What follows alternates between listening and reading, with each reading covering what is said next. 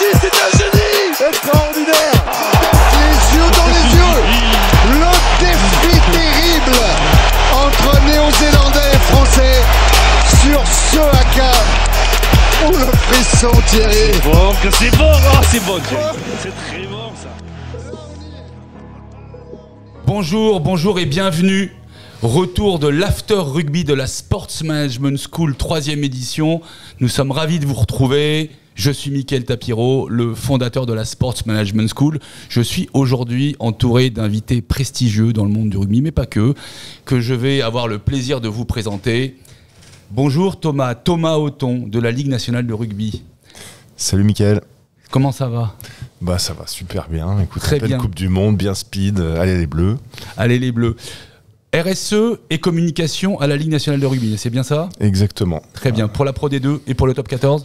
Pour le Super Sevens aussi. Et pour le Super Sevens, c'est en ce moment d'ailleurs. Bah, aujourd'hui même, il y a une étape à Pau, la 3e étape qualificative. Ouais. Très bien. Bon, pour les rugbypèdes, suivez bien Pau. Et d'ailleurs, j'ai bien cru comprendre que le Super Sevens était retransmis sur Canal+, c'est ça ? Exactement, sur les chaînes du groupe. Ouais. Bon, parfait. À ma droite, bonjour Pierre Arsens. Alors, jeune qui est en face de moi à la caméra, tu ne connais peut-être pas Pierre Arsens, mais tout le monde le connaît. Alors, j'ai voulu le présenter et je me suis dit, je commence par le début, par la fin. C'est 45 ans d'expérience dans le sport business. Pierre, tu vas te présenter, n'est-ce pas ? Si tu veux, on fait court. Ah, on fait court. On a combien, une demi-heure ou 3 quarts d'heure ? On commence par le début.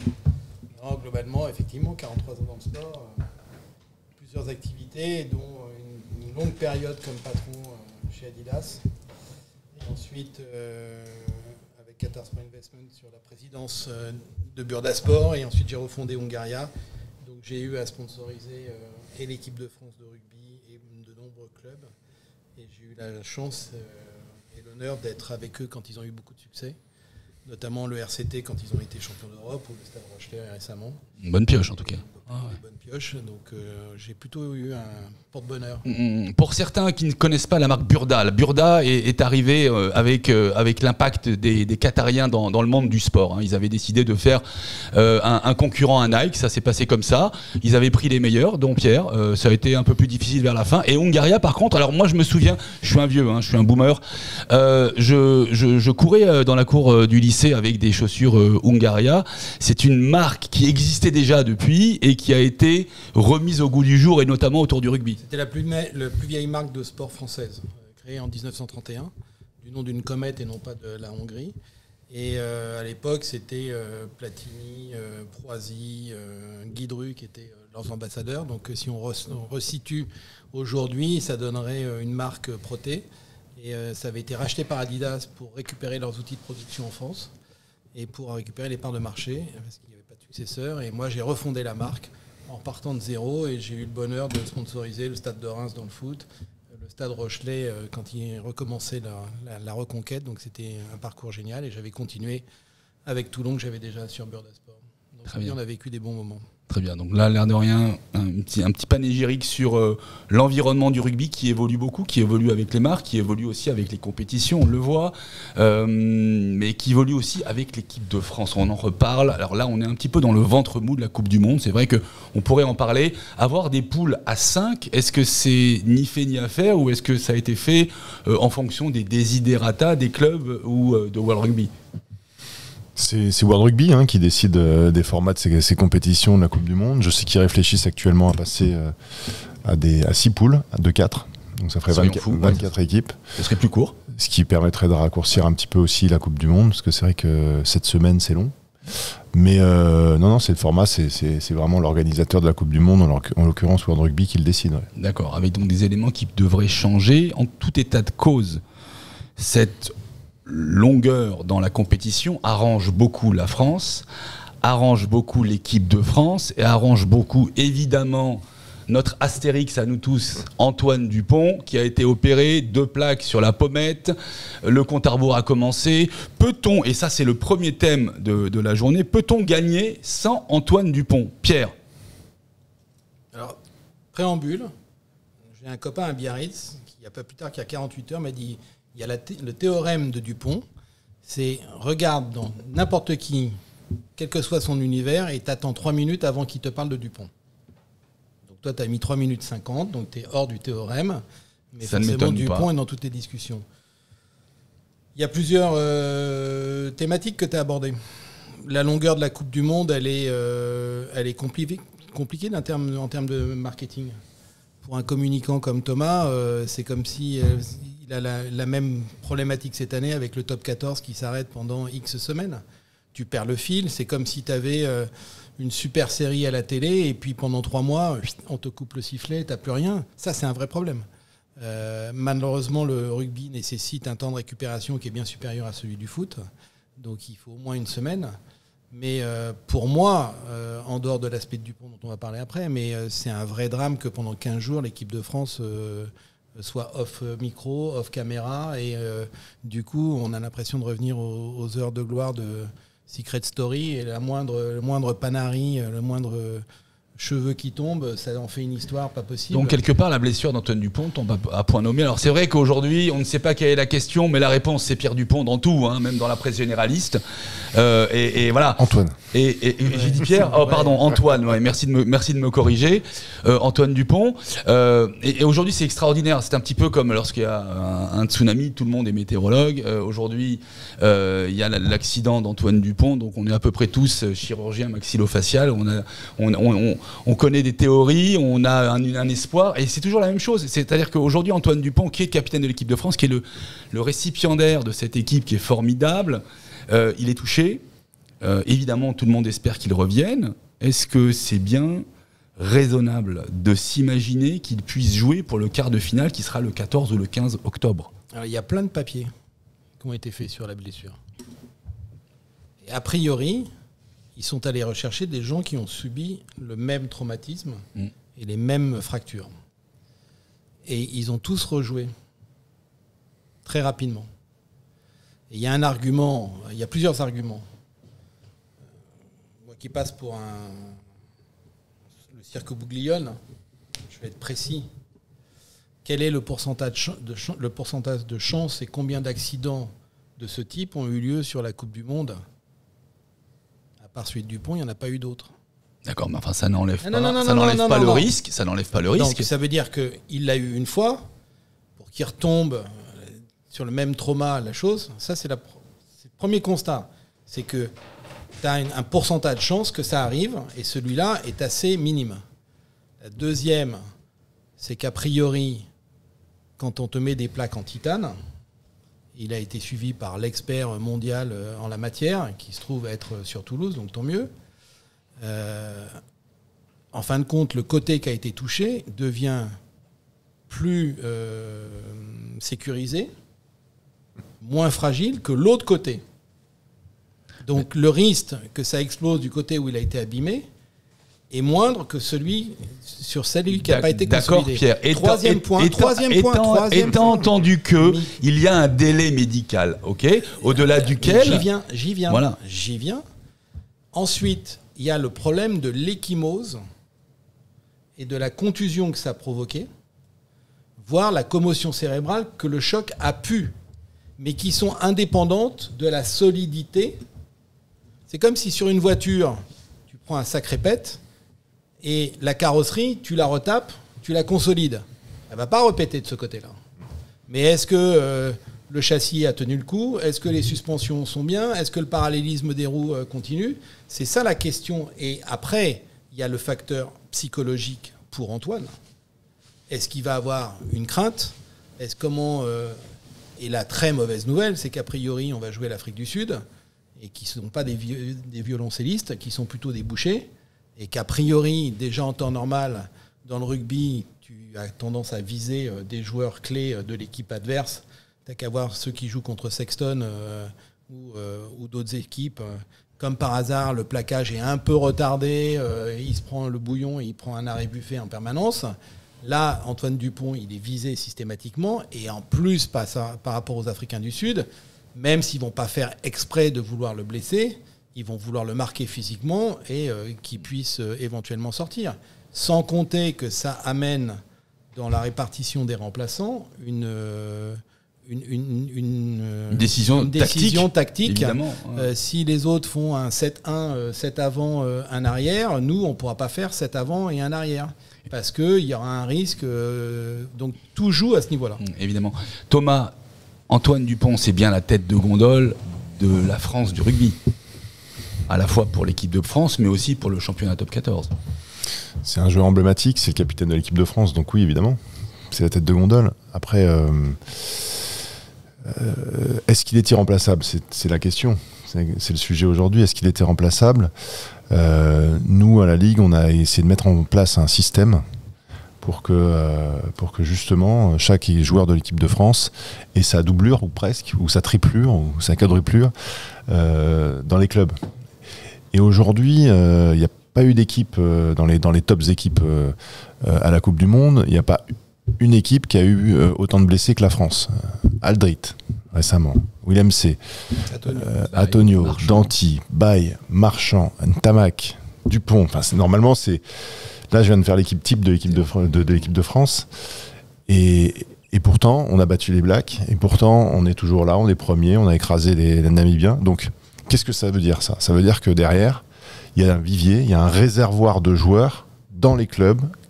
Et l'équipe de France, aujourd'hui, trouve clairement des remplaçants, mais c'est plus que des remplaçants, c'est vraiment des doublures du même niveau presque. Regarde, c'est Jalibert contre les Blacks, voilà, je suis pas sûr que Ntamak aurait fait mieux.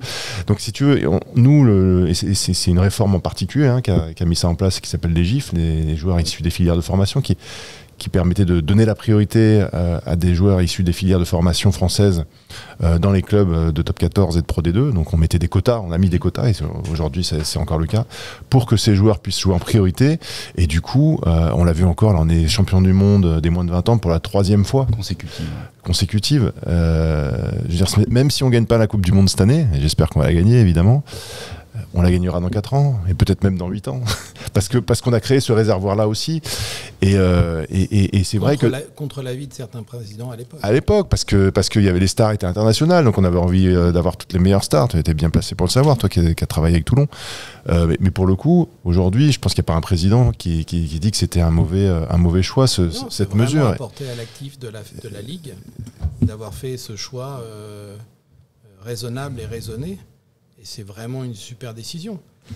Qui plus est, elle a une autre vertu. C'est que aujourd'hui, je ne pense pas qu'Antoine soit le seul récipiendaire et la seule icône du rugby français. Même si, dès lors que tu passes sur TF1 et que tu as la ménagère de moins de 50 ans, il leur faut des choses simples à comprendre. Donc, on va dire, c'est Antoine Dupont.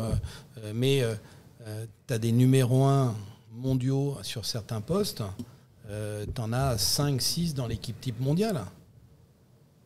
Ça veut dire... Et ça veut dire que la répartition du risque, elle est bien mieux faite que si elle est que sur une seule personne. Est-ce que c'est, et là je vous pose la question à tous les deux, est-ce que c'est un calcul de Fabien Galtier et de son staff de manière à pouvoir anticiper toute blessure possible? Et c'est vrai qu'il y a 2 mois, on s'imaginait peut-être... Alors, que serait l'équipe de France sans Ntamak? Que serait l'équipe de France sans Dupont?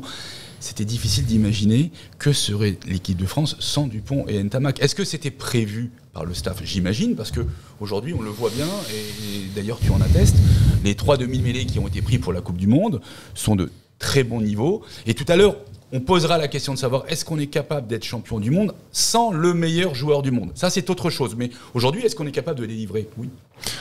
Oui, clairement. Enfin, c'est pas moi qui le dis, c'est lui qui l'a dit. C'est même son préparateur physique, Thibaut Giroud, qui a dit de toute façon, il y aura des blessés. On programme en fonction aussi du potentiel. C'est même pas un risque. Il y aura des blessés. Il le dit.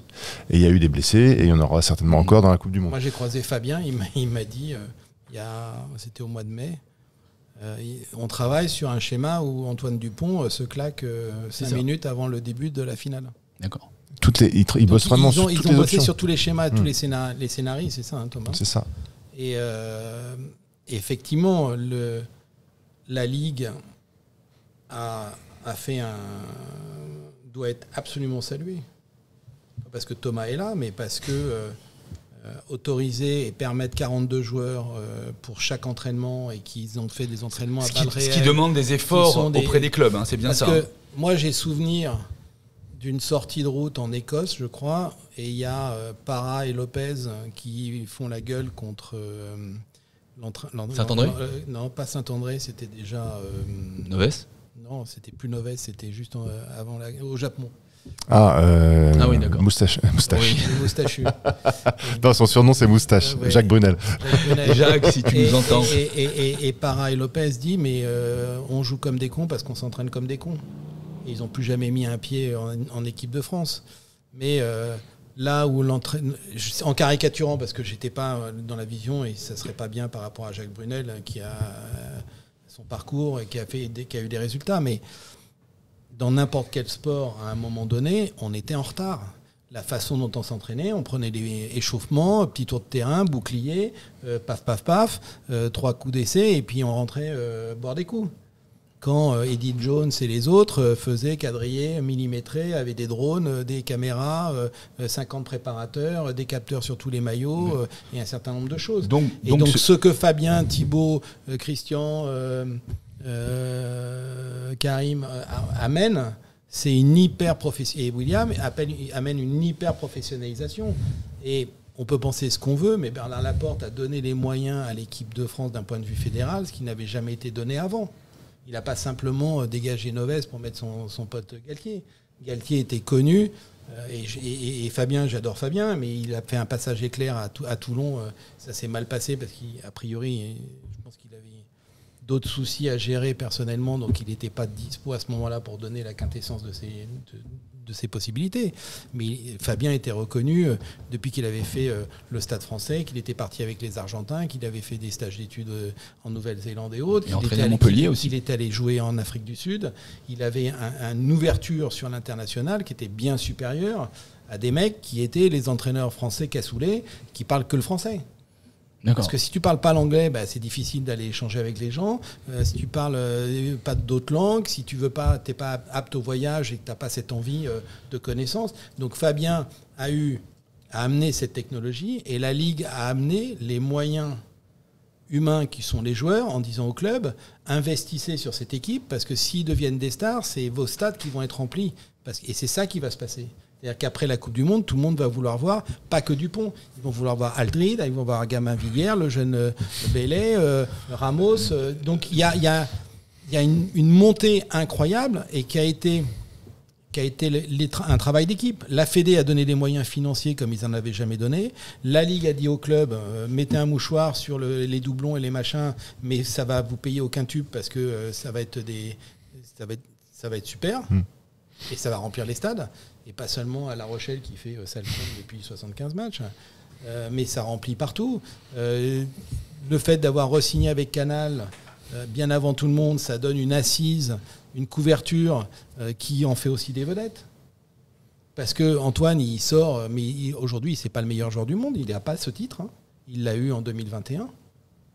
Aujourd'hui, il a le titre plus qu'officieux, c'est-à-dire qu'il a la reconnaissance de la part de tous les entraîneurs et de tous ses vis-à-vis. D'ailleurs, c'était assez émouvant d'entendre des vis-à-vis qui lui disaient quelle que soit l'issue de la compétition, on aimerait bien qu'il joue parce que les meilleurs doivent jouer, même si ça sera plus difficile pour nous parce qu'il va renforcer l'équipe de France. J'ai trouvé ça plutôt fair play. Thomas, est-ce que ça se ferait dans un autre sport collectif ? Peut-être pas. Hein. En tout cas, il y a une reconnaissance du talent de ce mec. Quand tu as un joueur phare comme ça, emblématique, on n'aime pas trop parler de stars dans le rugby. On préfère parler de héros ou de joueurs emblématiques pour éviter aussi certaines dérives. C'est sûr que ça tire toute la compétition. C'est un peu ta tête de gondole aussi. Donc oui, c'est sûr que c'est fort. Après, si ça arrivait dans le basket, je sais pas, avec le bon James sur les JO, peut-être qu'il y aurait le même type de réaction. Tu vois, ou quand Federer et Nadal disputaient plus le tournoi du Grand Chelem, tu sentais que le tournoi il était un peu systématiquement. Voilà. Thomas, t'es un pro de la com. Tu gères l'équipe de France, t'es en Nouvelle-Zélande. T'as Dan Carter qui se blesse. Tu donnes les consignes de dire j'espère que Dan Carter va récupérer vite et qu'il va pouvoir jouer et qu'on aimerait jouer contre les meilleurs. Bien sûr. Tu vas pas te mettre le public local contre en disant ouais, on est plutôt assez content parce que s'il y a des moins bons joueurs. Alors là, il y a de la suspicion. C'est-à-dire que quelque part, si j'ai bien compris, c'est pas forcément si spontané que ça. Quelle que soit la blessure d'Antoine Dupont et quelle que soit l'issue, il faut qu'il reste dans le vestiaire parce qu'il est aussi important dedans que dehors. Il faut qu'il reste avec l'équipe de France. C'est un peu un talisman en fait, Antoine Dupont. C'est le capitaine déjà. Alors, il est presque plus irremplaçable en tant que capitaine qu'en tant que joueur. Même s'il a des qualités exceptionnelles, etc. Charles est bien. Mais ça reste capitaine est bon. Et Charles est bon aussi, mais il n'a pas les mêmes qualités, les mêmes vertus, c'est pas la même approche. Je trouve que Antoine a pris une vraie responsabilité en tant que capitaine. Et puis, techniquement, il est quand même un peu au-dessus de Lucu et de Couillou. Oui, alors, il y a deux éléments. Il y a des éléments d'aptitude physique, notamment sur les dégagements au pied. Il a une longueur de pied que n'ont pas les deux autres. Et moi, je vois une chose qui n'est pas trop parlée et sur laquelle, à mon avis, Antoine pourrait aussi énormément progresser, c'est que son aura de meilleur joueur du monde devrait avoir un poids supérieur sur les arbitres. Et je trouve, moi, aujourd'hui, depuis le début de la Coupe du Monde, qu'on est, nous, Français, très gentils dans la gestion psychologique par rapport à l'arbitre qu'on a. C'est-à-dire que normalement, t'es pays hôte, t'es le meilleur joueur du monde, prends Richie McCaw à l'époque, le nombre de fois où on a dit qu'il avait arbitré ne se compte pas. Ok, mais c'est aussi une question de personnalité, c'est pas le genre d'Antoine Dupont. Oui, non mais attends, c'est pas une question de genre, c'est qu'à un moment donné, si tu veux réussir, la psychologie par rapport aux arbitres, le poids que tu peux faire. Regarde Messi dans le foot. Tu l'effleures, il a le coup franc pour lui. Si tu effleures un jeune du centre de formation de la même façon, on lui dit relève-toi, arrête de faire ton cinéma. D'accord, sauf que là, Dupont, on se demande s'il va jouer. On en est un peu loin. C'est peut-être parce qu'on n'a même pas besoin de ça.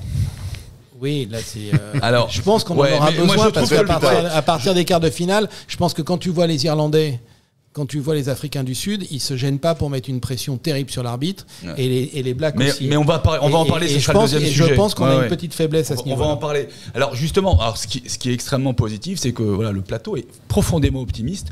Si Antoine Dupont joue, c'est Astérix qui revient, c'est le mythe qui va faire du bien à la fois en dehors et à l'intérieur du vestiaire. C'est quelqu'un qui va faire du bien à la France. Ok, s'il joue pas, c'est extraordinaire parce qu'on a de toutes les manières plus que des plans B. On a une équipe de France qui va se répartir la responsabilité. En tout cas, on est très très optimiste. Maintenant, pour conclure, est-ce qu'on peut gagner son Dupont ? Je pense qu'il joue pas contre l'Italie. Et je pense pas qu'il joue contre l'Italie. Ça c'est sûr. Ça c'est sûr. Pas sûr. Parce que ce serait déjà un miracle qu'il joue pour le quart de finale. Non, c'est pas un miracle. C'est à partir du moment où le mec te dit avec une plaque en titane, tu peux jouer 10 jours après. C'est le problème de la commotion. Si tout a gonflé, tu peux pas. Enfin, il y a un certain nombre de choses. Mais techniquement, quand tu as amené ta voiture chez le carrossier, quand tu as remis la carrosserie, quand tu as mis une plaque en titane, c'est pas la carrosserie à cet endroit que tu vas péter. J'espère que les traumatologues et les orthopédistes ne sont pas à l'antenne parce qu'on compare un carrossier avec un orthopédiste. Oui, Pierre, mais soyons réalistes, c'est une blessure grave, c'est une blessure... Même si ces joueurs ont des facultés exceptionnelles de récupération, on l'a vu avec Jelonche, qui a récupéré d'une rupture des ligaments en 5 mois et demi, alors que le commun des mortels met 9 mois. Là, aujourd'hui, quand bien même cette personne exceptionnelle, ce champion qui est Antoine Dupont, récupérerait plus vite, il y aurait quand même... des heures et des jours de compter par rapport. C'est la récupération physique, entre guillemets. C'est-à-dire que tu mets une plaque en titane, tu as consolidé. C'est la récupération psychologique et le courage qu'il va falloir pour retourner au front, aller sur des mecs qui vont te viser. Moi, c'est plus ça dont je suis absolument admiratif. Ça va être la résilience à la crainte psychologique. Pas l'élément physique, parce que l'élément physique, s'il est réparé et que la plaque en titane consolide sa chose, il a une protection qu'il n'a même pas sur l'autre côté. Par contre, se remettre dans la bagarre, affronter des Golgoths qui vont arriver de 120 à 130 kilos, qui vont avoir qu'une envie, et que dans un ruck, il soit là, le machin, la tête par terre, le truc, psychologiquement, le mec, il va falloir qu'il soit super fort. Après, je ne sais pas comment ils prendront la décision. De toute façon, le médecin aura le droit de veto qu'il a opéré, ça je pense. Ce qui est certain, c'est qu'ici, sur le plateau, on n'a pas la décision, on ne l'aura sûrement pas. C'est que le médecin qui l'a opéré à Toulouse qui l'aura. Mais revenons pour conclure à cette question. Est-ce qu'on peut gagner sans Dupont ? Moi, je pense que oui. Je pense qu'il y a un système aujourd'hui qui a été mis en place où les joueurs peuvent être remplacés. Dupont, il est clairement le meilleur, le plus. Le technicien, c'est le joueur extraordinaire. Mais les autres joueurs sont exceptionnels, y compris Loukou et Couillou. On l'a vu, Jalibert, Ntamak, tout le monde disait Ntamak c'est la fin, Jalibert il est exceptionnel. Donc le système fait qu'aujourd'hui on peut... Et puis c'est un collectif, là on parle d'un joueur, ça me dérange un peu parce qu'on parle que d'un joueur depuis le début. Mais c'est le rugby, c'est le collectif et on peut remplacer aussi. Maintenant on parle plus de remplaçants, d'ailleurs on parle de finisseurs. Moi je crois sincèrement qu'on peut gagner sans Dupont, ça sera plus difficile. Ouais. Forcément. Je crois sincèrement qu'on peut gagner sans Dupont comme on a gagné contre les Blacks sans Ntamak. C'est ça. Et il y a une jurisprudence à la Coupe du Monde, c'est que pendant la Coupe du Monde 2011, organisée en Nouvelle-Zélande, la Nouvelle-Zélande a perdu notamment Dan Carter, mais a perdu le deuxième, et le troisième qui était Chris Evans, et finalement ils ont joué avec un quatrième ouvreur qui pendant la demi-finale était à la pêche avec ses copains, et il a été champion du monde. Donc quelque part, oui, il y a des joueurs phares, mais dans le rugby, on peut gagner sans ces mythes, sans ces petits génies, et en tout cas ça nous met du baume au cœur. Ça veut dire qu'on aura une attention toute particulière à cette équipe de France contre l'Italie qui risque d'être à peu près la même ossature pour le quart de finale. Si on doit comparer à un autre sport, je ne sais pas ce que tu en penses, mais je pense qu'il y a plus une Mbappé dépendance pour l'équipe de France de foot qu'une Dupont dépendance pour l'équipe de France de rugby. Comme il y avait une Zidane dépendance, et que le problème... Ils avaient une super équipe en 2002, mais ils sont partis en cristallisant sur la blessure de Zidane, et ça a été l'enfer. Le foot est aussi un sport collectif, mais il se joue à 11 et pas à 15. Donc statistiquement, le poids de chacun est déjà un petit peu différent. C'est vrai. Ensuite, il y a des valeurs d'abnégation et de solidarité qui sont intimement et physiquement liées à l'ADN du rugby, parce que... Tu sais comme moi Thomas, si jamais on ouvre un peu la porte et que le mec a envie, arrive plein de balles pour plaquer ton copain, tu lui envoies un signal en disant si tu repasses pas la balle la prochaine fois, on va à nouveau t'envoyer le mec. C'est pas que dans les films de football américain, donc il y a un esprit de corps et de solidarité qui est fondamental. Moi j'ai une petite crainte, je vous l'exprime, on est entre amis dans une émission sympathique, et prenons le cas qu'Antoine rejoue. Ma crainte, c'est que les autres soient extrêmement sensibles à sa protection. Et c'est-à-dire qu'en fin de compte, il y a un risque qui serait, ça magnifie le mythe, mais en même temps, tu as Antoine qui joue, et les autres disent il faut le protéger, il faut pas qu'il soit touché, le machin, et qu'il y ait une hypersensibilité par rapport à la gestion d'Antoine. Et ça... C'est un petit risque parce que même si lui le demande pas, même s'il dit moi les gars je suis prêt à jouer le machin truc, il va y avoir un certain temps, combien de minutes j'en sais rien, dans lequel les autres, son meilleur pote Jelonge, ils sont tous maintenant devenus hyper potes entre eux.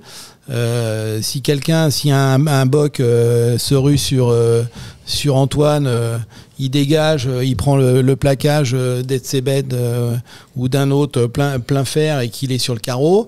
Je pense que on n'a jamais encore vu vraiment de bagarre dans la Coupe du Monde, mais je pense que ça sera moyen. C'est certainement un paramètre qui a été prévu par Fabien Galtier et son staff, et probablement que dans la décision qui sera de faire ou pas jouer Dupont en Coupe du Monde, donc pour son retour, ça rentrera. Vous voyez ce que je veux dire? Probablement en ligne de compte. Oui, bien sûr. T'as ton meilleur pote, tu dis que c'est ton meilleur joueur, il rejoue, tu sais qu'il est, même si on te dit qu'il est réparé, tu dis moi je l'ai vu, il est blessé, on m'a dit partout qu'il avait une plaque de titane, et tu vois des monstres lui foncer dessus, tu dis bon on va pas le laisser faire et autres. En plus normalement le demi de mêlée, depuis l'époque de Richard Astre et du Grand Béziers, personne ne touche au demi de mêlée, c'est la personne adéquate.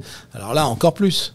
Donc il y a un risque que le retour d'Antoine soit bien évidemment bénéfique par rapport à tout ce qu'il amène et sa science du jeu, mais qu'il y ait une sensibilisation accrue sur sa protection, qui peut... voilà. On est d'accord. En tout cas, on va clore le sujet Dupont. On lui souhaite un très très bon rétablissement. Et donc après la fin de ce premier sujet, sans faire injure à l'Italie, que nous allons jouer le 6 octobre, on va lancer le deuxième sujet qui aura plutôt attrait au quart de finale. Est-ce que franchement, tirer en quart de finale l'Afrique du Sud, est-ce que c'est vraiment une bonne pioche ? Thomas. Alors, donc on vend la peau de l'ours avant de l'avoir tué. On n'est pas du tout en quart de finale. Alors, pas qualifié. Attention, c'est ça. Donc on est chez les hyper optimistes. Michael Tapiro nous reçoit dans les hyper optimistes. Entendu que, la France devrait, même si ça couine un peu contre l'Italie, se qualifier. Et normalement, l'Afrique du Sud devrait finir deuxième, mais c'est pas sûr parce qu'ils vont jouer contre l'Écosse et que ça va être un match de muerte. Ok ? Ils ont déjà joué. Oui, d'accord. Les Tonga. Oui, mais le match. Regarde les fiches. Tonga, c'est Tonga. Le match clé, ça va être Écosse-Afrique du Sud, parce que les Tonga n'auront pas de qualification entre 1 et 3. Donc de toutes les manières, le match Écosse-Afrique du Sud est celui qui va décider. Il a déjà eu lieu. Oui. C'était le premier match. Oh, j'ai dit une bêtise. Oui, c'est pour ça. Regarde bien les fiches, les machins. Excusez-moi, on pour coupera. Michael. Si on ne coupe non, pas, on ne coupe pas. Veuillez m'excuser parce que ce sont deux équipes avec des maillots verts. Je suis daltonien. D'accord, c'était l'Irlande. Irlande-Écosse, pardon. C'était nos amis écossais apprécieront que tu les prennes pour des Irlandais. Nos amis irlandais apprécieront que tu les prennes pour des Écossais. À ce plateau perfide de m'avoir corrigé. La vraie clé. Là où tu as raison. La vraie clé, c'est ça. C'est qu'ils ont les maillots verts. C'est qu'Irlande, qui a fait tout le boulot contre l'Afrique du Sud, peut se relâcher et peut perdre contre l'Écosse. Exact. Parce qu'ils sont pas si loin. Et alors là, ça rebat les cartes complètement et peut-être que ça sera pas l'Afrique du Sud qu'on rencontrera. Et c'est pour ça que c'est compliqué de parler du quart de finale parce que. Et Fabien ne serait pas totalement d'accord qu'on parle en ayant anticipé. C'est très délicat. C'est une certitude. Mais encore une fois, là le sujet, on est tout à fait d'accord. C'est un rôle institutionnel, donc je te laisse. Oui, non, mais tu vas. Non, c'est vrai. Alors, encore une fois, je suis d'accord avec ce point de vue parce qu'aujourd'hui rien n'est fait ni dans notre poule ni dans celle de l'Irlande, de l'Écosse et de l'Afrique du Sud. Alors. Au lieu de partir sur la bonne pioche ou non de l'Afrique du Sud, ce serait peut-être de se dire, voilà, parmi les trois qui pourraient être face à l'équipe de France en quart, laquelle serait la meilleure pioche ? Ça vous va, ça ? Bonne question. Voilà. Écosse, Irlande, si la Afrique France du est Sud. en quart. Si la France est en quart. D'accord. Enfin, ceci dit, pour qu'elle soit si en quart, la France est finie première. Pour être sûr d'être en quart, il nous faut combien de points pour le prochain match ? Alors, je ne sais pas exactement, mais si on perd contre l'Italie, il ne faut pas qu'on perde de trop, quoi. D'accord. Ça dépend de ce que va faire l'Italie demain aussi contre la Nouvelle-Zélande. Exactement. D'accord. Donc il y a rien n'est. C'est assez compliqué. Pierre, quel serait ton meilleur tirage pour toi ? Oui, parce que tu as envie que quelqu'un ait le courage de dire des choses que tu n'as pas envie de dire sur ce plateau. Non, plateau. parce que je vais aussi donner mon avis, même si je suis daltonien. A priori, si je prends le classement de World Rugby, la première équipe, c'est l'Irlande.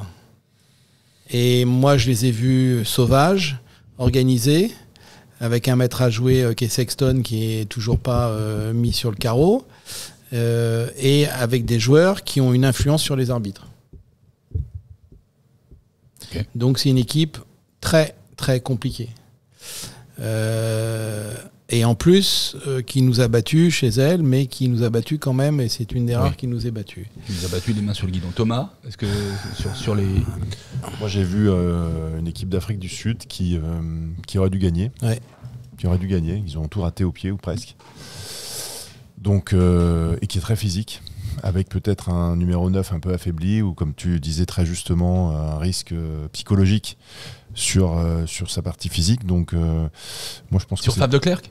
Non, sur Dupont, s'il joue. Oui, d'accord. S'il a j'avais pas vu blessé. Le risque de surblessure.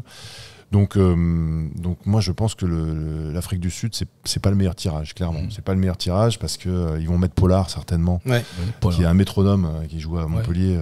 C'est le seul numéro 10 qui a remplacé numériquement un talonneur. C'est vrai que Malcolm Marx s'est blessé. Au lieu de remplacer un talonneur par un talonneur, ils en ont profité pour récupérer un numéro 10 buteur qui était champion du monde en 2019 à 25 ans et qui aujourd'hui devrait apporter cette stabilité au pied. C'est vrai que donc sur le papier, l'Afrique du Sud, ils sont plus armés physiquement que l'Irlande, malgré tout, même si l'Irlande c'est solide. Et en plus, là, ils vont récupérer un buteur. Après, l'Irlande, je suis complètement d'accord avec toi, ils ont peut-être une influence plus forte, c'est la première équipe mondiale. Donc voilà, donc l'équipe peut-être de préférence, ce serait l'Écosse. L'Écosse au Stade de France. Sur l'Afrique du Sud, Thomas, quand tu as dit il y a un risque sur le 9, et je voyais Mika qui rebondissait sur De Clercq. Effectivement, pour avoir vu De Clercq jouer contre le Stade Rochelais en Coupe d'Europe, je l'avais trouvé vraiment très mauvais, surfait. Et je pense que quelque part, le point de faiblesse, le talon d'Achille de l'Afrique du Sud, c'est De Clercq. Ouais, au pied aussi. Et au pied aussi. Et De Clercq peut complètement passer à côté de sa chose. Et c'est là où la blessure d'Antoine, elle prend tout son sens. C'est que sur un poste clé qu'est le 9, Antoine, il est vraiment au-dessus de Clercq. Et normalement, il doit le bouffer. Et après, l'affrontement physique, on en a eu un avant-goût à Marseille quand on a joué contre les Bocs. Où la France a gagné, c'est ça, au mois de novembre, de justesse. Les Bocs sont monstrueux, mais ils font peur. C'est la mythologie. On rappelle Vignal, mais les tournées en Afrique du Sud où il marchait dessus. Mais aujourd'hui, heureusement, il y a les caméras. Mais heureusement, heureusement, on a Antonio, on a Cyril Bay, on a quand même. Je pense que physiquement, on a de quoi tenir. Quelques bêtes aussi. Est-ce qu'on serait capable, un petit peu comme ce que fait l'Afrique du Sud, qui, encore une fois, pour ceux qui nous écoutent, joue vraiment à 23. C'est-à-dire qu'il y a un système qui consiste en fait à mettre sur le banc des 23 joueurs, des avants et des trois quarts. La décision de l'Afrique du Sud, c'est de mettre parmi les 8 remplaçants 7 avants et un seul trois quarts de demi-mêlée. C'est là où on a un point de faiblesse. Et on se retrouve en fait avec une équipe, et on l'a vu contre l'Irlande, ils ont tout d'un coup fait rentrer 5 avants, et la mêlée qui a suivi, ils ont totalement enfoncé le pack irlandais. Alors est-ce que la France, malgré la qualité intrinsèque de ses avants, a de quoi rivaliser pour ce genre de tactique ? Ça dépend du déroulé du match. C'est sur un coup comme ça, ça note, mais si derrière les mecs ils sont essoufflés, ils peuvent plus courir, c'est à l'avantage aussi des arrières plus légers. Donc c'est tactique, et je pense que ça dépend aussi de l'équipe qui était en face. Là, en l'occurrence, c'est l'Irlande. Je pense qu'on a un petit point de faiblesse. C'est le fait qu'on n'ait pas Villemc dans le groupe aujourd'hui. Je pense que si on pouvait avoir deux deuxième lignes costauds sur le banc. Je précise, Villemc donc, qui est un numéro 5, qui est un second ligne qui pousse côté droit, parce que le point principal dans la mêlée, c'est le côté droit, notamment avec Antonio et avant Villemc. On avait donc un deuxième ligne à fort tonnage. Il est blessé, en tout cas il n'est pas encore dans le groupe, parce qu'il a été remplacé par Chalureau. Et donc pour l'instant, on partirait sur 2 deuxièmes lignes très aériennes. Moi, je pense aujourd'hui que Flamand, il a explosé depuis 18 mois, il est extraordinaire. Il fait des performances à la Ritalik. De ses deuxièmes lignes, aériens, coureurs, incroyables, hyper modernes, façon Itoge. Mais que par rapport au bloc, on a besoin d'avoir 2 poutres. Alors on fait commencer Non, mais c'est juste le point de faiblesse. C'est-à-dire que le deuxième point de faiblesse chez nous, en dehors de la blessure d'Antoine, c'est l'absence sur le banc de pouvoir mettre 2 deuxièmes lignes très puissants, d'avoir Romain plus Villemc. Et je pense que Chalureau, en dehors de toute autre polémique qui n'ont pas lieu sur l'émission, est rugbyistiquement moins fort que Villemc, et en tout cas a moins d'expérience de haut niveau, a moins la ruguesse et l'aptitude d'avoir déjà affronté les Bocs comme Villemc l'a fait. Et je pense que c'est le deuxième petit point de faiblesse de la France. Parce que si on avait 2 deuxièmes lignes qu'on peut sortir en face pour leur dire « Ok les gars, vous voulez charbonner, on va aussi charbonner ». Et là, on est un peu plus. Alors c'était bien parti. Hein. Le premier sujet, on était tout optimiste. On gagnera avec ou sans Dupont. La France est la plus forte, etc. Et là, tout d'un coup, l'Afrique du Sud, mauvaise pioche. L'Irlande, oulala, attention, ça cogne. Et l'Écosse, l'air de rien, l'Écosse, ils nous ont battus il y a un mois. Alors, Mika, qu'est-ce qu'on fait là? Je pense que ton passé d'ancien sportif, tu l'oublies. Mais l'adversité ne te rend que plus fort. La seule chose, c'est que en homme de marketing que tu es, on peut faire une faute analyse normale. Il y a des menaces et des opportunités, des forces et des faiblesses. On va faire avec. Moi, je fais que souligner qu'Antoine, à mon avis, peut techniquement être récupéré. Après, c'est l'aspect psychologique dans son contexte global sur lequel ça peut prendre une décision, sans compter la résorption de sa contusion et sa commotion cérébrale, s'il en a une. Et le deuxième point de faiblesse que je vois, c'est la blessure de Willemse au moment d'affronter, si on devait affronter les Bocs, où on a besoin de vrais mecs durs, de mecs dans le pack. Et parce que pour moi, l'Afrique du Sud, et je les ai vécus de près, puisque j'ai été très pote avec Bakis Bota, Edseben est venu, c'est des mecs hors normes. Ils ont une tête 3 fois la mienne. Et je me souviens d'un match en anecdote à Mont-de-Marsan, top 14. Et la fin du match, je suis dans le vestiaire et je vais voir Bakis et il a la chaussette entaillée complet. Mauvaise qualité textile ou? Non, pas du tout. Vraiment. Je dis ça parce que tu étais l'équipementier. Oui, mais justement, on pouvait pas leur faire non plus en titane parce qu'avec les crampons qu'il avait, et ça saignait, il était entaillé. Et il me dit, ça va, Bakis? Il me dit, moi, si tu peux m'aider à enlever la chaussette pour se baisser. Donc j'enlève la chaussette et là, je vois une entaille long comme la main. Le tibia ouvert, pas cassé, mais tibia ouvert. Et je lui dis, mais attends, tu veux que je prévienne le doc et tout? Il me dit, non, je vais d'abord à la douche, tranquille, c'est rien, le machin. Donc simplement, il faut comprendre qu'ils en ont 4 comme ça. Ouais. Et que c'est pas moi qui l'ai dit. Et là, on parle que des secondes lignes. Et on parle que des secondes lignes, c'est des animaux. Enfin, je veux dire, on est dans la mythologie pure du Springbok dur au mal, presque brutal. Bakis, c'était pas brutal, mais il imposait un respect d'enfer.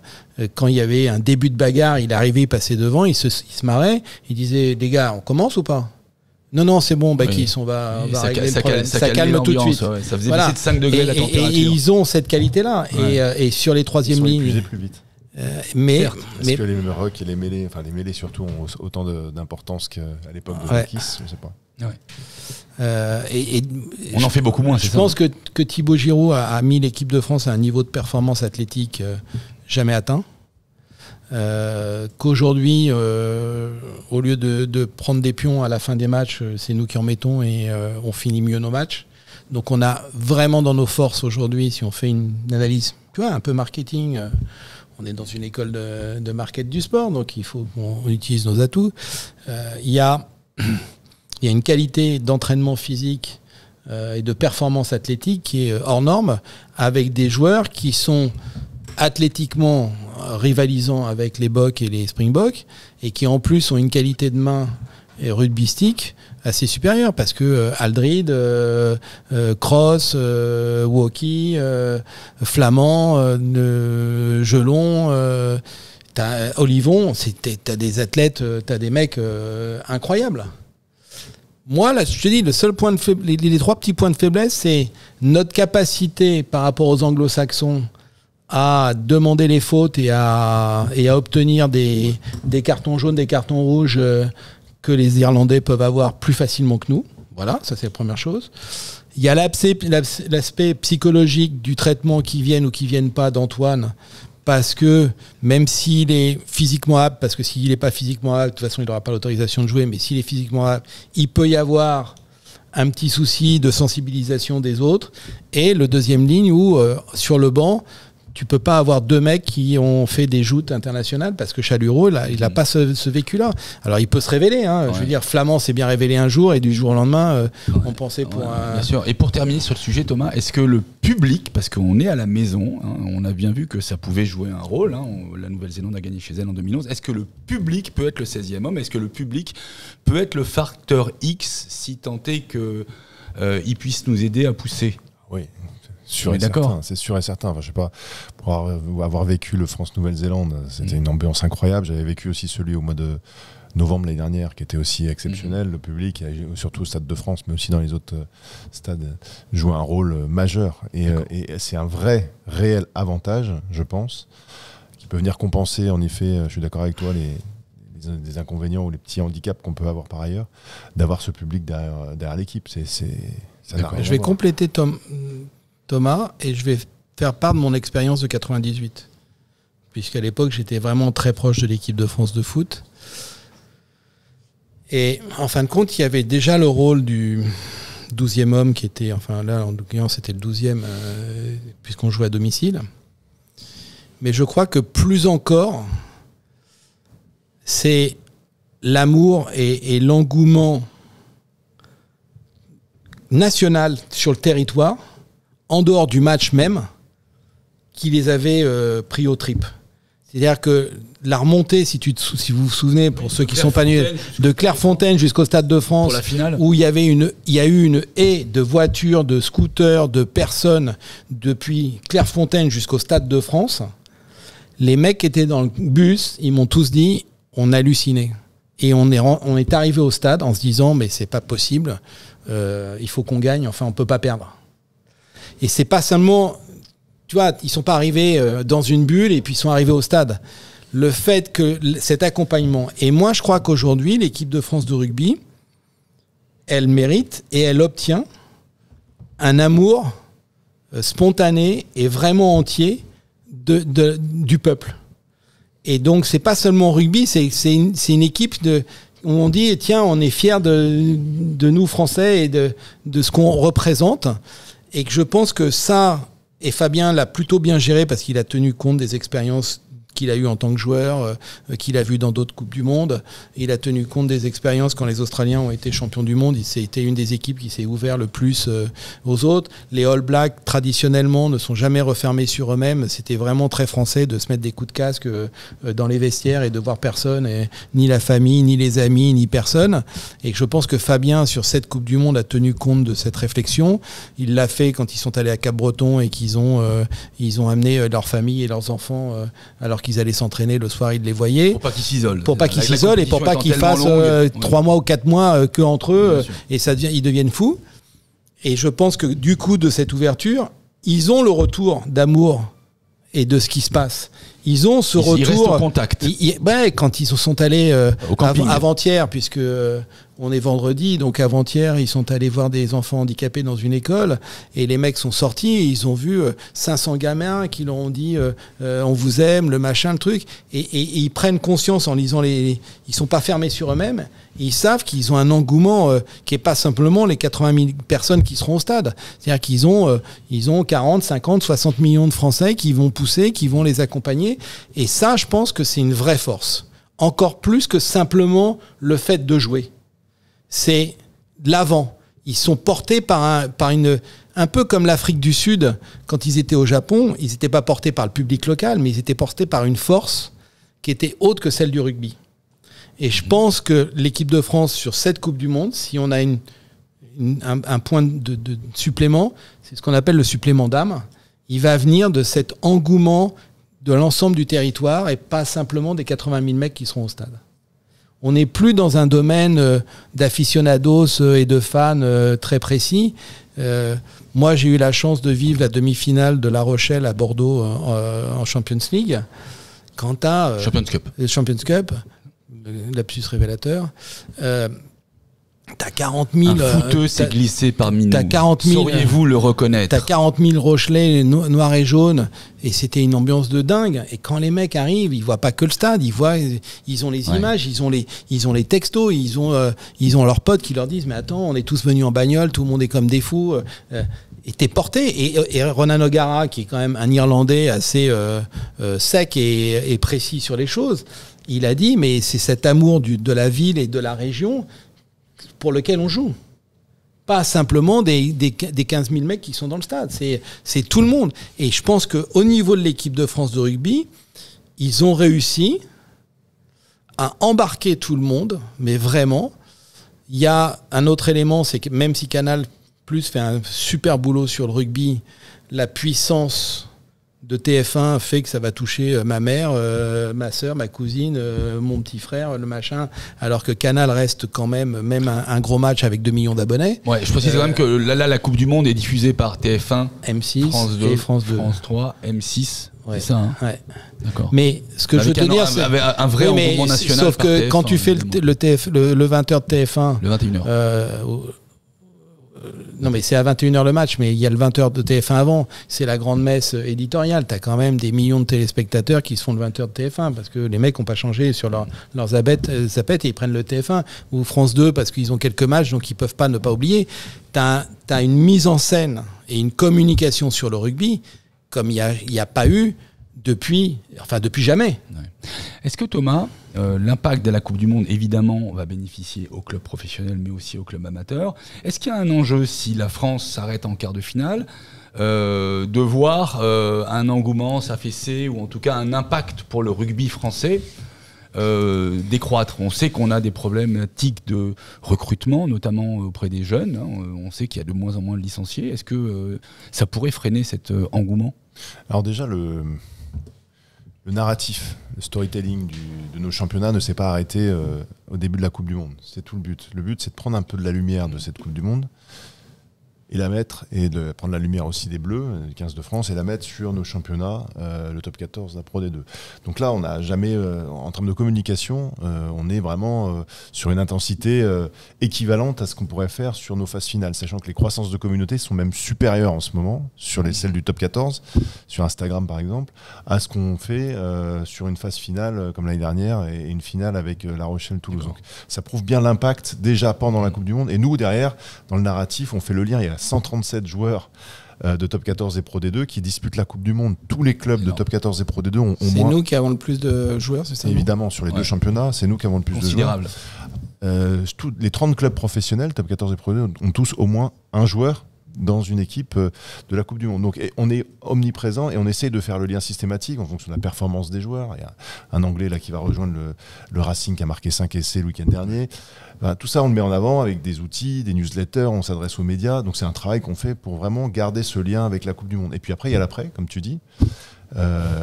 Si on gagne ou si on perd, on a prévu une grande campagne qui commencera le lendemain de la finale. Donc il faut savoir que le top 14 reprend le lendemain de la finale, le dimanche 29 octobre. Et avec une campagne en télé, en digital, nationale, pour justement capitaliser sur nos nouveaux fans de rugby, les fameux 15 millions qui étaient devant TF1 pour France-Nouvelle-Zélande, alors que la finale de top 14 c'est 5 millions, donc il y a 10 millions de potentiel. Ces gens-là, on va les capter avec la télé segmentée, etc., pour les retoucher avec des contenus, etc. Et ça, c'est une grande campagne qu'on va lancer au lendemain de la Coupe du Monde. Donc oui, on essaie de capitaliser, et même si la France perd en quart, il y a toujours une histoire à raconter, il y aura toujours des choses. Le rugby, c'est bien plus qu'un sport, c'est une culture aussi. Et tout ce qu'on aura vécu, les supporters, ce que tu parlais, l'engouement national, tout ce qu'on aura vécu, ça ne va pas retomber comme ça. Et il faut qu'on capitalise dessus. Donc nous, on est au taquet là-dessus, et on ne se trompe pas, parce que les croissances, il n'y a jamais eu, comme tu dis, il n'y a jamais eu autant de retombées médias, il n'y a jamais eu autant et même de liens sur le top 14, et ça permet de mettre la lumière sur la qualité du championnat, l'attractivité, etc. On n'a pas attendu la Coupe du Monde pour remplir les stades, pour avoir des audiences records. On a battu nos affluences l'année dernière, donc avant la Coupe du Monde, ce qui est normalement pas logique, puisqu'il faudrait le faire plutôt après. Donc ça fonctionnait déjà bien, et la Coupe du Monde va être un amplificateur de toute cette attractivité qui existe déjà. Donc évidemment, si on est champion du monde, ça va amplifier fois 100. Si on perd en quart de finale, ça amplifiera quand même. D'accord. Donc vous voyez, l'optimisme remonte après la crainte des quarts de finale où quelque part les pioches n'étaient pas géniales. Là, on se rend compte que quelle que soit la question, la réponse est c'est bon pour le rugby français. Bien sûr. C'est bon pour le storytelling, c'est bon pour les futurs licenciés. Mais Thomas, bon pour l'image Thomas du et la Fédé, enfin la Ligue et la Fédé, ont quand même ont à gérer des points de force et des points de faiblesse. Les points de force, Thomas l'a très bien dit, il n'y a jamais eu autant de médias, il n'y a jamais eu autant d'intérêt. Et moi, je rajoute que le rugby a une image assez vertueuse par rapport à d'autres sports. sur les supporters, il n'y a pas de bagarre, il n'y a pas de problème de hooligan, il n'y a pas de problème d'homophobie, il n'y a pas de problème de joueurs c'est très très très minime par rapport à d'autres sports.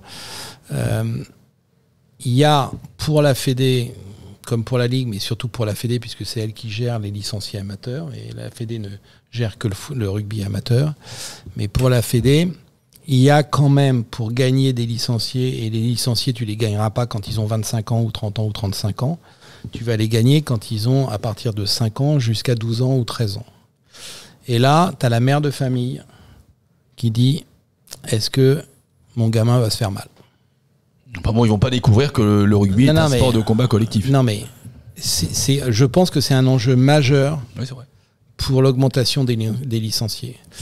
Donc il peut y avoir des tas de mesures qui sont... et dans les points de force, il y a la camaraderie qui va avec le respect de l'arbitre, qui va avec l'absence de bagarre, le bon comportement des fans, des joueurs. Enfin bon, même si ça chauffe, mais ça, il se salue après. Quand il y en a un qui cartonne un gars, il va s'excuser. Enfin, on a tous l'image du rugby est plutôt très vertueuse.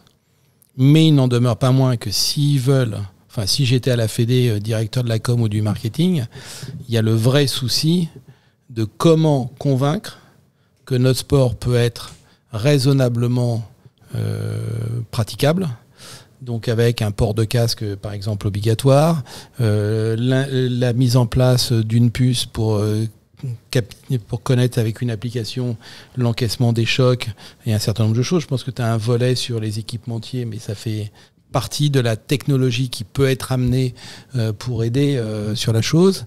Et en dehors de l'aspect structurel, où si tu as des gamins, il faut des terrains, il faut des éducateurs, et que tout le problème des sports, y compris par exemple du volley quand ils sont champions du monde olympique, derrière, les clubs de volley, ils sont pas équipés pour recevoir d'un seul coup 50 gamins quand ils en ont que 20. Parce que 20, ils ont un coach, 50, il leur en faut 3. Oui, mais enfin... Donc t'as des éléments structurels. Tu peux... Je comprends ton optimisme, Michael. T'es un optimiste. Ah non, j'ai posé une question. Mais la question qu'ils ont, ça va être de comment on gère structurellement cet aspect. Mais ça, c'est plutôt mathématique. Et il y a un aspect émotionnel, sensitif. Comment je confie mon enfant alors que j'entends qu'il peut y avoir des traumas et la dangerosité. C'est deux points assez différents, mais tu as raison. En fait, l'amplificateur médiatique d'une Coupe du Monde, le revers de la médaille, c'est que ça amplifie aussi peut-être les points faibles de ton sport. Et tu en as parlé. Aujourd'hui, c'est vrai qu'il y a des articles sur les commotions, la dangerosité de notre sport. Il faut savoir que notre sport est beaucoup moins dangereux que le ski, que la randonnée, que l'équitation. Ou le VTT. On a des statistiques, bon. Mais on n'est pas là pour comparer, c'est pas le but. Aujourd'hui, on essaye justement de mettre en valeur ce qu'il apporte en plus. Il y a autant de blessures graves dans le rugby que dans le foot. Si tu prends l'ensemble En valeur relative ou en valeur absolue ? En valeur relative. Mais si tu prends l'ensemble des licenciés en France. Donc si tu veux, à un moment, parfois, ça impressionne de voir les professionnels se mettre des caramels. Et c'est vrai que c'est plus impressionnant, c'est plus les jeux du cirque parfois, je suis d'accord, de voir nos pros sur le terrain que du joueur de foot où on voit moins les commotions quand tu fais une tête avec le ballon. Mais les blessures sont du même acabit. Donc je dirais, nous, c'est nos rôles de communicants, et je défends mon confrère de la fédération, Laurent Latour, qui travaille sur ces sujets, on travaille ensemble. Pour plutôt valoriser en effet, mais pas cacher la poussière sous le tapis, et aussi montrer que il n'y a jamais autant de choses qui ont été faites pour la sécurité des joueurs. Le sport, en termes de sport professionnel, c'est le sport le mieux encadré sur les commotions, mais c'est sur les blessures graves, le rugby. On a mis en place énormément de choses. On peut toujours faire mieux, mais aujourd'hui, on ne peut pas aller plus vite que la science et que la recherche. Donc on est au taquet là-dessus, mais clairement, il y a une surmédiatisation aussi, un effet malheureusement de loupe qui est exagérateur sur la dangerosité de notre sport. Et je tiens à rassurer vraiment, pour le coup, là, les jeunes qui voudraient s'y mettre. Encore une fois, il y a beaucoup plus à gagner au rugby qu'à perdre. Oui. Donc, mais je pense que Thomas, tu seras d'accord avec moi. De toutes les façons, le rugby professionnel aujourd'hui, c'est quasiment pas le même sport qu'un sport pour les enfants de 5 à 12 ans. C'est-à-dire que moi, je vais prendre un parallèle. Quand tu vois des images de surfeurs qui vont dans des vagues de 15 mètres, ce qui est l'équivalent de jouer contre l'Afrique du Sud, d'accord ? Et les gamins qui vont faire du surf à Biarritz sur des planches en mousse dans des vaguelettes de 50 cm, la dangerosité, on ne la compare pas. Et pourtant, si tu montres que des images de chute à Hawaï ou à Pipeline de 15 mètres ou de 20 mètres de long ou à Nazaré quand ils se cartonnent, tu dis mais jamais tu vas faire du surf. Mais parce qu'en fin de compte, c'est pareil pour le rugby. Le gamin, il va venir jouer à toucher, il va pas faire de vraies mêlées, il va avoir l'esprit de corps et de camaraderie qui est cher au rugby et qui est une valeur formidable, de respect de l'arbitre. Et je pense que c'est ça que, j'imagine que vous y avez plus que pensé, mais c'est vraiment ça qu'il va falloir mettre dans le crâne des mères en disant, mais attendez, ce que vous avez vu à la télé, c'est le très haut niveau, mais ce que votre fils va apprendre, c'est l'esprit de corps, c'est le travail, l'esprit collectif, avec un risque qui est moindre que dans d'autres sports parce qu'on a un encadrement, parce qu'on a un respect de l'arbitre. Ouais, d'ailleurs, c'est vrai que j'ai une anecdote, à préparer. Assez basique, hein, après avoir joué 25 ans au rugby, quand on se revoit avec les anciens, je crois que les 10 dernières années, avec tous les dîners et les banquets qu'on ait pu faire, je crois qu'on n'a pas parlé une seule fois de rugby. Le rugby a fait de nous des hommes, le rugby a fait de nous un groupe, un collectif, des amis à la vie, à la mort. Mais voilà, mis à part assister à un match, en règle générale, même nos souvenirs étaient des souvenirs qui étaient plutôt périphériques au match et aux compétitions. Évidemment, nous étions des compétiteurs, on ne l'est plus, l'âge aidant, mais voilà, la force du rugby. Je me souviens d'une campagne de pub qui était assez habile. Elle a à peu près une quinzaine d'années. Et c'était une phrase toute simple. On voyait des enfants essayer le rugby. Et le gimmick était celui-ci. C'était le rugby, tu fais l'essai, t'es transformé. Alors il y avait un jeu de mots qui était marrant et ça n'a jamais été aussi vrai. C'est vrai que lorsqu'on joue au rugby, mesdames et messieurs, les parents, si jamais vous avez des jeunes enfants, n'hésitez pas à les mettre au rugby parce que c'est un sport fédérateur, c'est un sport qui apprend à maîtriser sa peur. Il y a de l'esprit de corps, on se fait des amis pour la vie et en plus on se marre bien sur le terrain parce que c'est un sport très intelligent. C'est un sport où quelque part on utilise toutes ses facultés. Donc certes, c'est un sport de combat collectif. Certes, on peut se blesser, mais encore une fois, je pense que quand tu prenais l'exemple des vagues de 15 mètres à Hawaï, moi qui suis un piètre surfeur, je pense qu'à 14 ans, j'aurais rêvé de faire ces vagues de 15 mètres à Hawaï, même si je me prenais un gadin énorme. Sauf que tu avais le respect de la nature et que donc tu savais que c'était pas pour toi. Mais là, c'est pareil. Il y a aujourd'hui, quand tu vois certains matchs de Coupe du Monde, si t'es pas un athlète hors norme, tu rentres pas sur le terrain. Voilà, je suis d'accord avec toi. Alors déjà, ce que tu dis, c'est important, ça t'a apporté des valeurs. Il y a une autre campagne qui avait bien fonctionné, c'est le rugby, c'est l'école de la vie. Je pense que ce que tu racontes là avec tes amis, c'est la même chose. Ça t'a apporté des valeurs, ce qui fait qu'aujourd'hui, tu as cette colonne vertébrale, tu es comme tu es. Donc ça, c'est important. Le rugby, ça apprend des valeurs de collectif, de respect d'arbitre. Personne parle à l'arbitre, personne touche à l'arbitre. Il y en a qui essayent d'influencer, mais oui, non, je ne pas d'influence. Il n'y a jamais. Donc ça, c'est un aspect qui est archi capital et ça t'a appris. En effet, énormément. Et après, pour rejoindre ce que tu dis, c'est pas deux sports différents, mais on va dire que l'engagement n'est pas du tout le même. C'est les mêmes règles, hein, mais l'engagement, et encore, il n'y a pas de plaqué jusqu'à un certain âge, l'engagement n'est pas le même du tout. Et puis, il y a le rugby folklore, on ne pousse pas les mêlées. Enfin, il y a vraiment des règles qui sont vraiment adaptées aujourd'hui pour que le risque zéro, c'est compliqué. Mais en tout cas, qu'il soit diminué au maximum. Et ça ne veut pas dire que le rugby professionnel est dangereux.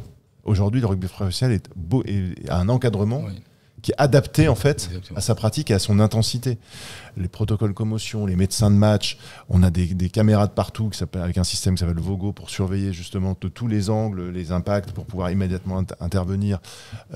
Tout est mis en place aujourd'hui pour protéger les joueurs en fonction de ce qui est le rugby professionnel, c'est-à-dire un sport engagé en effet. C'est pas du tout les mêmes impacts que quand on a 12 ans. Mais pour les écoles de rugby, c'est comme le baseball avec une balle en dur et tu as le softball avec une balle en mousse. Donc je veux dire, aujourd'hui, les gamins qui vont aller à une école de rugby, avant qu'il soit confronté à une rugosité et un vrai combat physique, il va se passer de 5 à 12 ans ou 13 ans. Et donc, entre-temps, entre 5 et 12 ans, c'est le meilleur moment pour que les gamins prennent. Moi, je faisais cette réflexion parce que je pense que si la Fédé de rugby va gagner des licenciés ou avoir une croissance de licenciés, elle va l'avoir sur les filles et elle va l'avoir sur les enfants. Elle va pas l'avoir sur les mecs de 18 ans, de 22 ans ou de 25 ans. Tiens, je vais jouer au rugby. Non, ça n'existe pas. Bien sûr que non. C'est dans les catégories d'âge. Toutes les progressions des licences, des licenciés sur les fédérations que j'ai pu étudier, après des succès, elles se jouent tous sur des enfants. Donc, ce qui veut dire des problématiques d'encadrement, de mise à disposition de structures et de compréhension et de séduction des parents et principalement des mères. Et puis c'est pas tout de les garder, il faut les avoir, il faut les garder.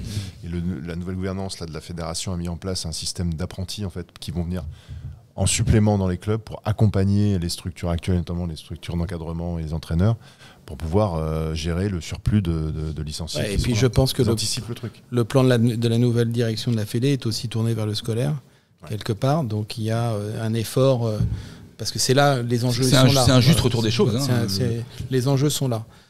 Moi, j'ai toujours été admiratif des pays anglo-saxons où le rugby, comme d'autres sports, sont érigés en matière principale, au même titre que les maths ou la philo. Et que jouer au rugby à Eton était aussi important que d'être bon en maths, parce que c'est un esprit de corps, un esprit de collectivité qui après rejaillit dans la vie de tous les jours, dans les affaires et dans un... À ce niveau-là, le rugby d'ailleurs a été formaté comme ça. À la limite, dès le début, le rugby n'était pas tellement un sport, c'était encore une fois inventé notamment pour l'armée des Indes, pour s'entraîner entre deux batailles. Et ce qui est formidable, c'est que dans le système intégrateur qu'est le rugby, il est utilisé dans les écoles, donc dans les public schools anglaises évidemment, mais dans tous les pays anglo-saxons. Quand on va à Stellenbosch en Afrique du Sud, on est surpris de voir 40 terrains de rugby en affilée.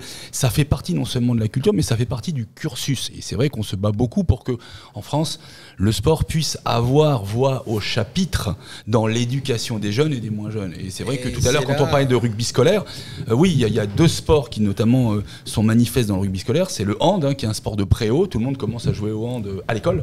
D'accord. Et à l'époque, c'était le rugby. Alors ça a été un peu passé de mode, et c'est vrai que la nouvelle tendance fédérale serait à remettre le rugby dans les écoles. Mais le problème, on revient à la question que j'ai posée, enfin les risques que j'ai posés, c'est qu'il y a un problème de structure. C'est que pour jouer au rugby, c'est compliqué si tu joues au rugby que sur du béton. Enfin, je veux dire, même si tu joues que à toucher, que tu plaques pas, que ceci, que cela, tu as le même risque qu'au hand, sauf que la perception collective n'est pas forcément la même. Donc, et ensuite, il faut trouver des locaux. Quand tu habites dans une ville dans le sud-ouest, tu as des terrains. Quand tu habites à Paris, il n'y a pas de terrain de sport à Paris. Hein. Et dans les grandes villes, il n'y a pas de terrain de sport intramuros. T'as pas de terrain de sport intramuros, à part le terrain en synthétique à côté de la Tour Eiffel, avenue de Suffren. T'as pas vraiment de terrain de sport. Tout le reste est en périphérie. L'intérêt technologique d'avoir maintenant des terrains synthétiques, c'est que sur un terrain synthétique, on peut faire 5 entraînements de suite ou 4 matchs. Le terrain ne souffre pas, alors qu'à l'époque, quand on avait un terrain en herbe et qu'il pleuvait un peu, au deuxième match, on avait déjà un problème à jouer à cause de la gadoue. Mais voilà, donc en tout cas, en résumé, alors ce qui est formidable, et je vous remercie beaucoup parce que j'ai passé un super moment de passionné. On a abordé 2 sujets, on pouvait éventuellement en aborder un troisième, mais le temps nous limite. La problématique du pont, elle a été évoquée. La problématique sur qui pourrait éventuellement jouer en quart, on va attendre encore un peu, 8 jours, 10 jours pour avoir ces tableaux d'écart, et franchement, on se lèche les babines parce que ce sont des matchs absolument formidables. Je vous remercie beaucoup. Merci Thomas de ta présence et de ta participation très active dans ce débat. J'ai appris beaucoup. Merci Pierre. J'ai cru comprendre que tu retournais au Pays Basque pas tout de suite. vers les vagues et le surf, n'est-ce pas? Un peu plus tard. Très bien. Bon, en tout cas, merci à tous les deux. J'aurai hâte de voir après les quarts et les demi pour pouvoir vous réinviter. Je vous promets que je vais vous tanner pour cela. Merci à tous de nous avoir suivis dans ce sujet très passionnel qui est la Coupe du Monde de rugby. Qui va jouer contre l'équipe de France si jamais nous passons les quarts de finale? Est-ce que Dupont sera le Astérix de l'équipe de France avec sa potion magique pour nous faire basculer vers la victoire? On en saura un peu plus dans quelques jours. D'ici là, n'hésitez pas à nous regarder sur Twitch, sur YouTube. Et pour tous les aficionados, évidemment, tout le monde devant la télé pour France-Italie le 6 octobre à 21h. Portez-vous bien. Merci.